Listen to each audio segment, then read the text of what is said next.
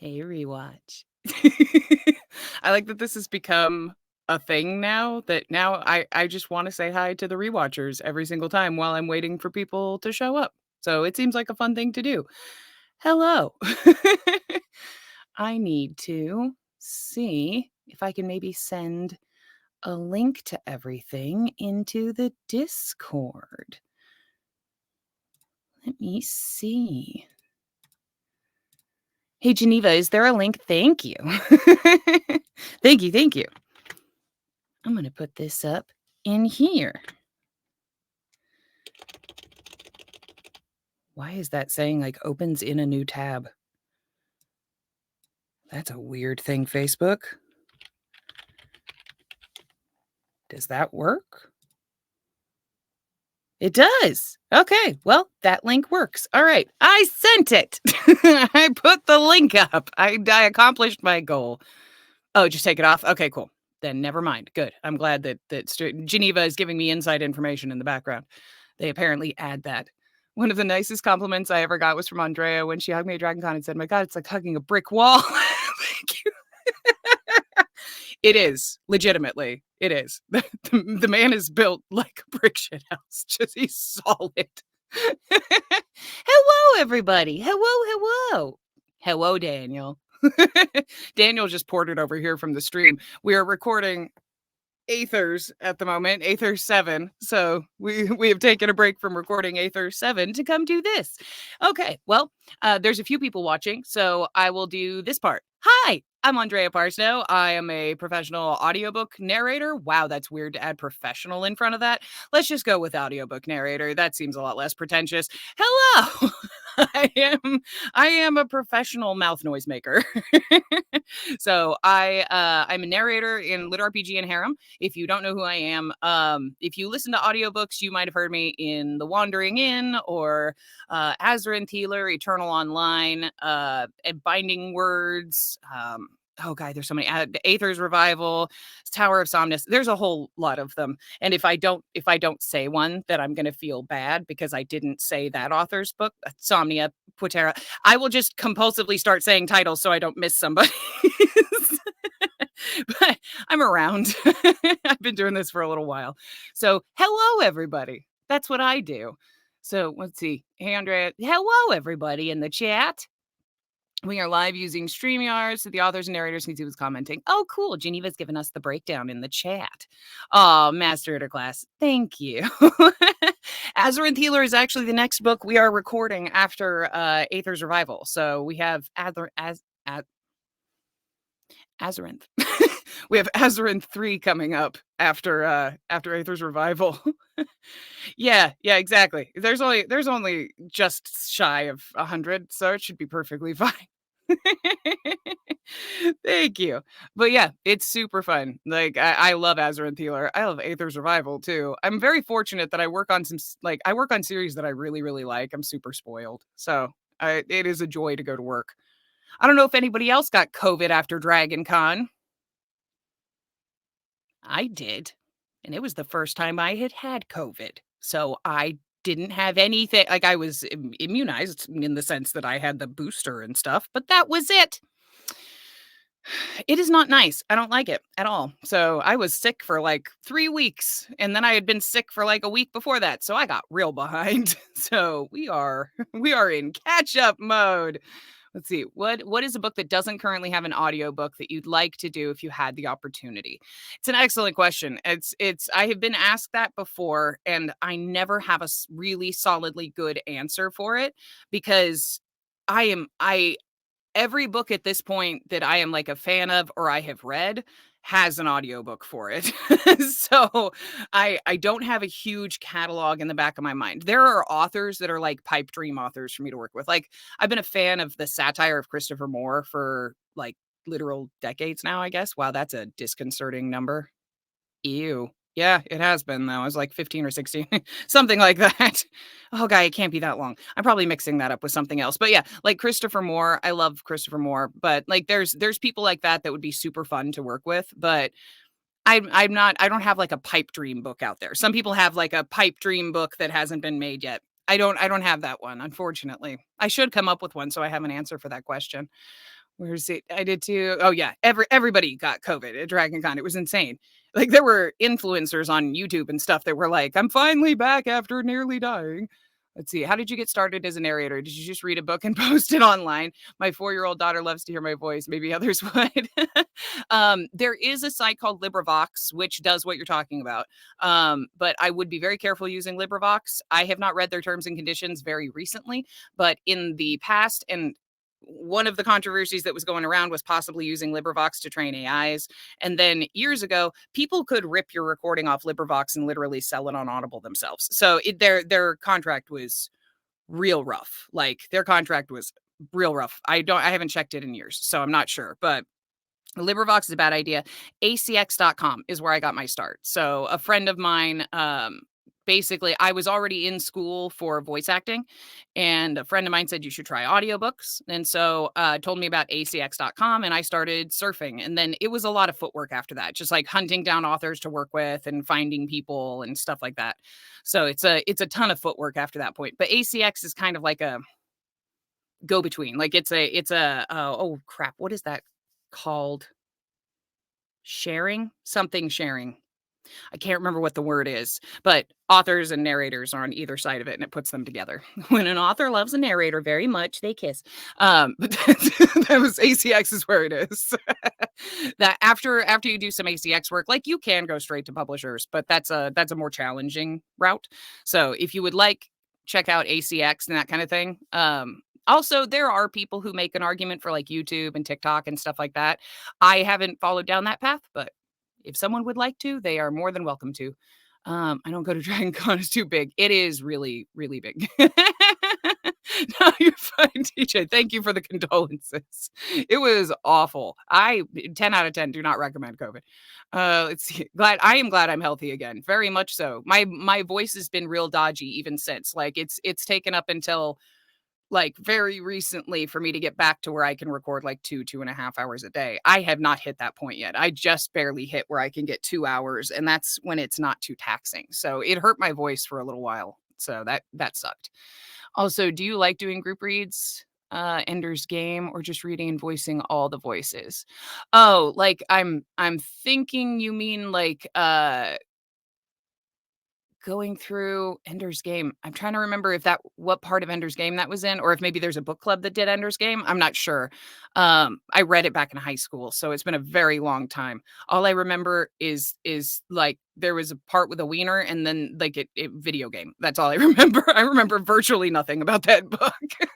There is like really salient points on society and like really, really poignant moments that are horrible, scathing commentaries of our world. And I'm like, there were wieners and kind of might have had video games in it. I can't remember anymore. I was like 14. Tell me what kind of book you'd like. I'll do my best on it. Thank you, Daniel.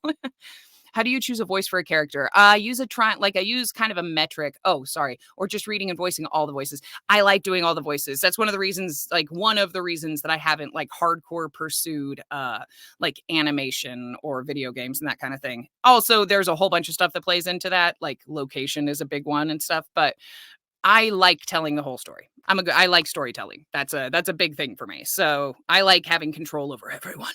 But how do I pick voices? I try to use the aspects of the characters. So if there's a voice for a region, I am putting Geneva through her paces right now. Poor Geneva is having to bounce around like crazy trying to pick the comments that I am talking about. I can see her frantically clicking. I'm so sorry, Geneva. It's like hurting cats. But yeah, I will go to that one. How do you choose a voice for a character? I try to use different factors of that character. So if there is a place that they are from that the author has specified they want an accent for, or if there is a place that they are from that I have specified an accent for, then I try to incorporate that. Maybe, and I think about who they are as a person and their aspects. Like, are they shy? Are they outgoing? Do they talk with their chest, or do they kind of like, are they insular? Do they have a light kind of non-confident sound to them, or do they have kind of a heavy sure sound where they're going to kind of go down down at the end of every sentence and stuff like that. So I try to take everything that I can with the character and form it kind of into a ball. And then I just mess around with the voice until I get something I like. And I will have hugely frustrating moments where I'm just not happy with the voice no matter what I do because I'm limited biologically in some way or something like that. That is, I will get so frustrated because I can't make my voice an octave deeper. Like I'll get so frustrated because I just can't make this person sound like the big scary dude he's supposed to be. That my most recent one was an 11-foot fire giant in as not as Antecedent's Legacy. Too many A's. Antecedent's Legacy 2 MX Hub. I was working on an 11-foot fire giant, and I sat there for literally 30 minutes going, Vorso, Vorsa, Vorsa. I, I am Captain Vorsa. I, just trying to get my voice to go deeper. It's not a thing that can occur. I tried so hard. So in those moments, you just kind of have to do it with countenance. You have to do it with forcefulness of how he's speaking and confidence behind it, and use other aspects to play into the idea that this is a big, scary giant, not, me not being able to make that voice. So I get as close as I can. So it's Wiener plus video game equals Ender's Game. Nailed it. Thank you. I'm so glad that somebody else backs me up on that. Okay, let's see. Tell me what kind of voice for character. Thank you guys for letting me know that you're happy I'm better. I'm also happy I'm better. Thank you. I appreciate the support. Yeah, I know. Poor Daniel. Daniel's used to this. Now she's booked at least a year or two in advance. I am not booked out quite that far. I do tend to book out the next year though, like pretty good in advance because there's sequels that I have to account for and all kinds of stuff. It goes sideways very quickly. And I've been doing this 6 years now, and I have messed up my schedule royally in the past. So I am trying to get better about not royally screwing up my schedule and trying to be more respectful of my time, of my author's time, and not over promising and stuff like that. I'm a people pleaser, so I will tell you I'll be there in an hour, even if I know for a fact that it is going to take me an hour and 10 minutes. And that, even though that's like an optimistic people pleaser thing to do, it's also insanely rude. So I'm trying to get better about being realistic with expectations. That is a personal growth journey. That is my personal journey into oblivion, is being better. Let's see. Glad you're healthy. Alice, do you like to got two guys getting kidnapped by authors who held you at ransom to keep working with them? I've heard.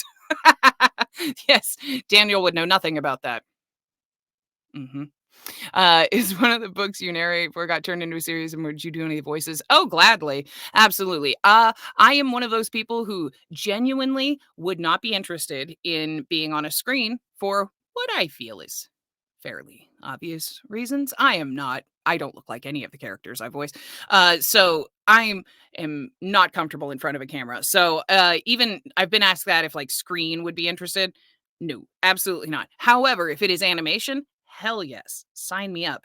People have asked about a couple different series that I've done and been like, "Hey, would you like to do the main character?" Like I get that a lot for Aaron from Wandering In, or Ilya from Azeroth Healer, because they're web serials, so they have really big online they have really big online groups that follow them. And both of those have asked me about it. And I'm like, "Hell yes, I would." But the odds of me getting asked that are very, very slim. Odds are getting better. Voice actors are getting more recognition now, so we are getting slightly more. So that there is hope someday. Someday. Okay, where are we? As a narrator, do you decide how to pronounce the various names and words authors seem to delight in inventing? That is completely dependent on the situation. So, if it is an established word, we try to go with what is the established word pronunciation. Typically, it's Merriam-Webster is the standard, Merriam-Webster.com. Try to avoid those auto-generated ones. They're wrong like 3/4 of the time. Merriam-Webster, and then you go with the first pronunciation if it's a real word. If it is not a real word, or if they want you to just make it up anyway, they want you to say it like Aether's Revival. That should be ether. Like it's technically said ether, but that is a name. his name is Aether. So it is Aether's revival, and they use the power of Aether. So there are instances where you say it wrong on purpose because that is a proper name or something like that. But many times I will get large pronunciation lists. Like the Wandering Inn has hundreds and hundreds and hundreds of names in a pronunciation list. I get a few for most series because most people don't want to go back through and like grab all the names and stuff and like figure out how to say them. As long as I'm not murdering it, most people are okay. They'll give me like special ones that are especially strange or something like that. They don't have any vowels, Daniel. So you gotta know how to say them. There is literally a character in one of Daniel's books that is just cat it but good tip but let but what up but it's no vowels. There's not a vowel in that name. It's impossible to say, and it's a joke in the book that it's impossible to say. But how do you deny? I gotta go faster because I'm gonna run out of room or run out of time. As a narrator, do you decide I got that one? Okay. I think I mean multicast narration. Oh, that's what you meant. Yes. Okay. Or think they meant. Thank you, Sharon. I love multicast. It's all very different. Like it's extremely different. I like being the voice. I like being the storyteller. So, given my absolute preference, I like solo work. If I had to do one or the other for the rest of my career and the other one was no longer an option, I would take solo work. But that said, I love working with the other actors and getting to play off of other people's scenes and their reads of the scene and stuff like that. That's a hugely fun thing to do. So if I was going to be restricted to only doing one or the other, I would take solo, but I absolutely love doing multicast. It's a unique set of stuff. It's a whole different way to do stuff, and I really like that. So I think it's cool. That's how we knew you were dominatrix. You would. Um, and then Chaos Goblin, Squirrel Brain is contagious today. It is hopeless in this cranium. Especially because I'm coming like straight off the heels of recording, and I like ran upstairs and put something on my face that wasn't nothing, and then ran back down and came in to do this. So like I'm going 900 miles an hour. Thank you. I'll put this on. Yeah, yeah. Gildify Con is super cool. Geneva's awesome. Geneva is working her butt off in the background. In case anybody needs somebody to thank for this, somebody send Geneva a freaking pie. Geneva's amazing. Frustrated because I can't make this person sound as scary as I wanted to be. I didn't realize narration and writing had so much crossover. Yeah, it is. It is remarkably similar in certain aspects. Do you ever approach an author to narrate one of their books? Or you always approach you. That's kind of a time thing. So at the very beginning, I approached everybody. Like there were very few people who came to me with anything because I was nobody. So and finding female main characters in lit RPG was kind of hard to do. So I hunted down like Travail Online and Putera and um Somnia KT reached out to me, but that was because it was somebody else's connection. They had told her about me. Dawn, I think from Putera, it circled back around to KT. But I messaged people all the time at the beginning to work on their stuff. Now it's not as much just because my schedule is kind of booked up. So unless there was a very, very specific project that I was trying to shoot for, then probably not. Like I messaged Pirate for Wandering Inn, but they weren't publishing at that point. There was no plans on publishing. They just were like, I just really like it as a web serial. No problem. I walked away. I messaged them 2 more times trying to get to do The Wandering Inn because I really liked the first book. And they were still like, I'm totally keeping you in mind. They were very polite. Like, I'm keeping you in mind, but no plans on it at this point. I got a message from Podium like a year later that said, hey, we've got this really long lit RPG. We'd be interested in you narrating. So it can pay off to reach out. It can pay off to like put your name in somebody's head, even if they say no right away. But it's kind of just a time thing. Time goes by and then your schedule fills up faster. But I would still reach out if I found something that I really wanted to do. Let's see. Do you listen to the books you narrate? Oh, hell no. Do you listen to the books you narrate after they're complete? If so, does it feel weird? It feels horrifically weird. I can't do it. All I do is I sit there analyzing, why did I inflect that word? Why did I say it that way? That's not how humans talk, Andy. Why are you doing that? Why are you doing that with your mouth? What's that? What is that thing? Are you sticking your jaw out while you're talking? That doesn't even make any sense. What the hell is wrong with you? It's that continuously. So no, I don't listen to my own stuff after I've narrated. After it's been corrected, edited, proofed, all of that kind of stuff, it is off into the world and gone forever as far as I'm concerned. I did my absolute best on it, and if I go back to it, I will rip that sucker apart. So, no, I don't typically because it just caused me to freak out. Yeah, dude, Daniel being sick for a month. No, it doesn't. Thank you, James. Every book you narrate is God loves with the word. I would not put it up there. I hugely appreciate the confidence, but thank you. But no. Andrea is one of the greats. Thank you guys. What is the one word you love saying? Mine is spelunking. Oh, I just hit this the other day. What was it? Oh no. Vulgar. Vulgar. Hayes and I so Hayes and I were playing in a game of Mage the Ascension. And if you play Mage the Ascension, it's a tabletop role-playing game. If you're familiar with it, magic can be vulgar, as in like it's very obvious and like not natural. And it's like the best way to refer to something being like not right ever. It's just like, oh yeah, your magic is vulgar. Vulgar is such a good word. Yeah, it's currently vulgar, but it'll rotate to a new thing in a month, I'm sure. Excuse me, sorry. Excuse me, sorry again. Okay, let's see. Yeah, Geneva is a queen. When writing a death of a beloved character, does that affect your mental health? And if so, what are some things you've done to help yourself out of that bad space in order to move forward and push through the difficulties of losing something you put so much time into? Oh man, that is hard. I'm gonna assume you meant when I'm narrating. I'm just gonna assume that that's a thing. I don't write them, but I will narrate them, and it is heartbreaking.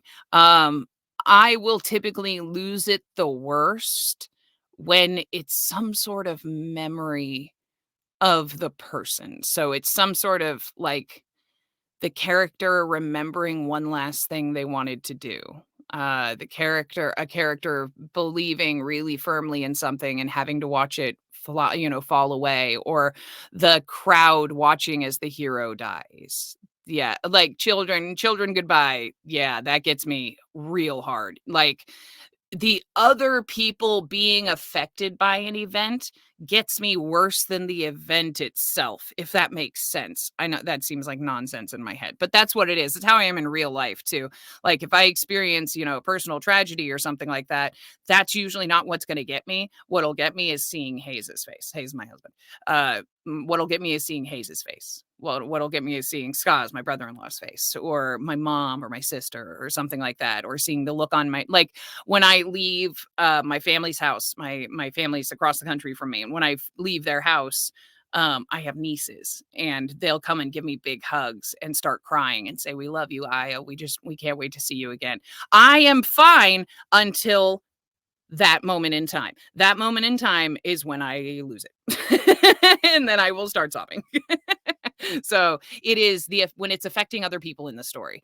And how do I get rid of it? I go and cuddle my pup. I have a 14-year-old Chihuahua. I can play a video game. I talk to Hayes. I get out of it. I typically try to leave those chapters for the end of a day because it is so hard to come back from them.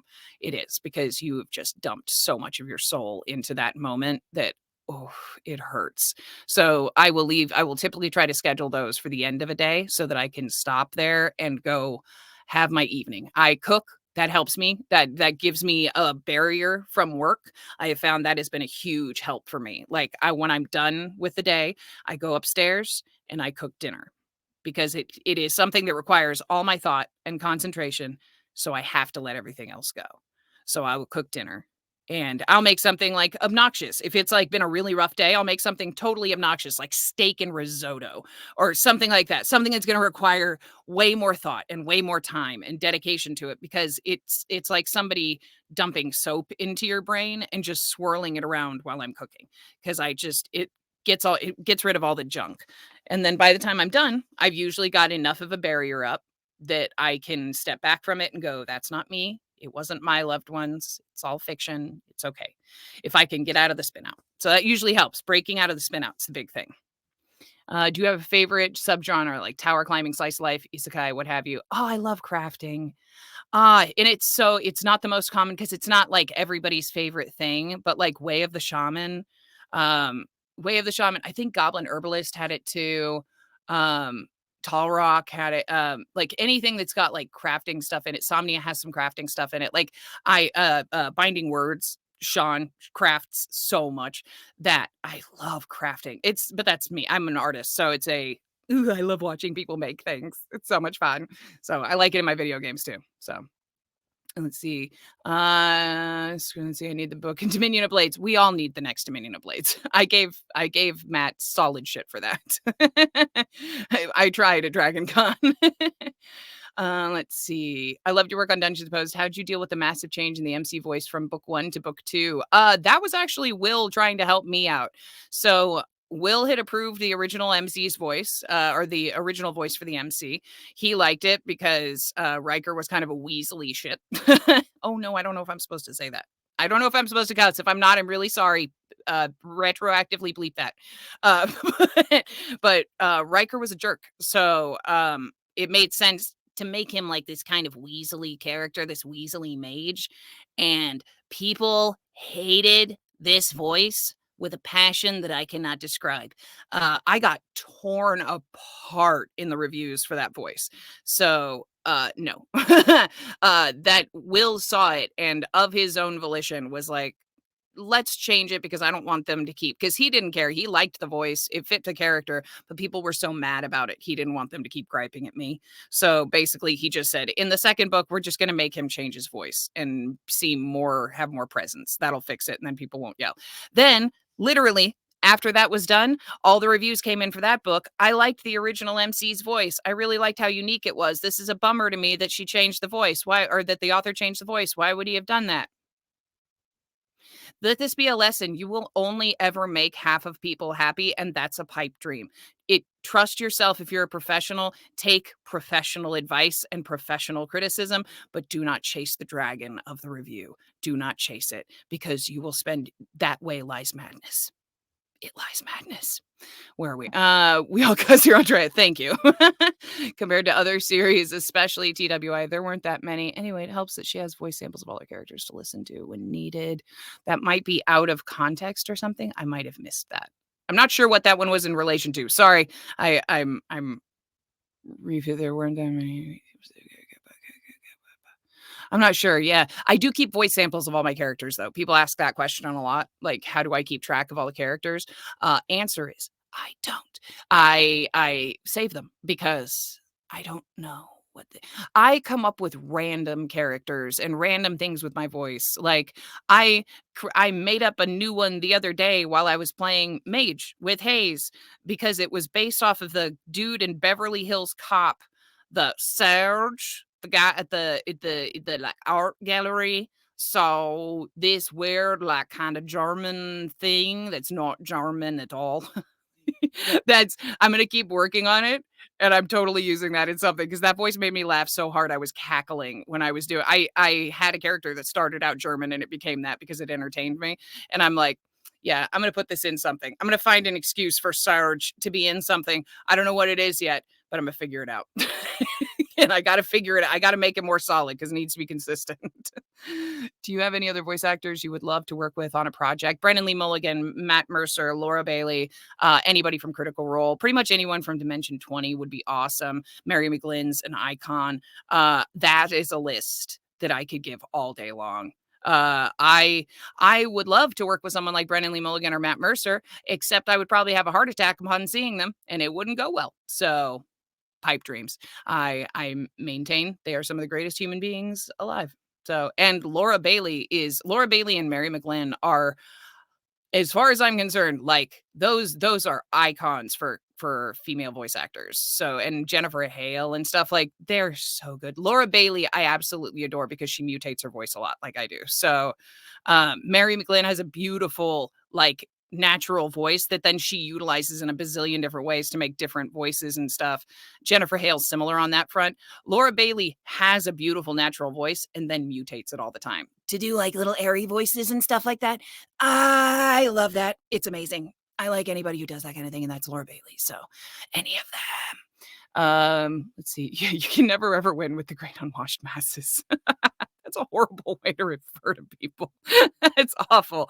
No, more accurately, just people don't think about what they're saying in a review until it's already out there, and they probably never think about it again. Whereas that will live in my brain rent free for the rest of my life. So you just take it with a grain of salt. Okay, I think there we are. Yeah, I think. Oh, thank you. Geneva told me I was totally okay with. I'm okay to cuss. Fuck yeah. There you go. I made up for lost time. Okay, and I am at my time, and I didn't babble past it. I'm so excited. I hope you guys had a good time. If you are curious, you can check out my Discord anytime. I record live on Discord Monday through Saturday, starting around 10:30 a.m., going to whenever I finish for that day. That's where I'm going right back to after this. That is discord.gg/Andrea Parsneau. And if you are interested in checking out, you can AndreaParsneau.com. I'm working on Aether's Revival. Azra and Healer's next. I got a bunch of stuff cool coming out this year. The Wandering In re-record is already recorded. It is in the production pipeline now. And I think that's it. So at Mouthy Maven on Twitter, discord.gg/Andrea Parsneau. And otherwise, I love you guys. You guys are awesome. If you can ever just reach out, I'm here. If you ever want to talk, just chat or just shoot the shit about books. I'm here. Otherwise, you guys are awesome. And thank you for having me. This was super fun. I love this. I like getting invited back. Thank you guys. Oh, and my panels later this week. I almost forgot about that. I have 2 panels later this week that if I can get to faster than Geneva can, they're on Wednesday and Thursday. 1 second. I got to look up the names of them because I'm a jackwagon. They talk for a living and I'll miss being. So come and hang out on the panels as well. But otherwise, bye everybody. Have an amazing day and I will see you all next time.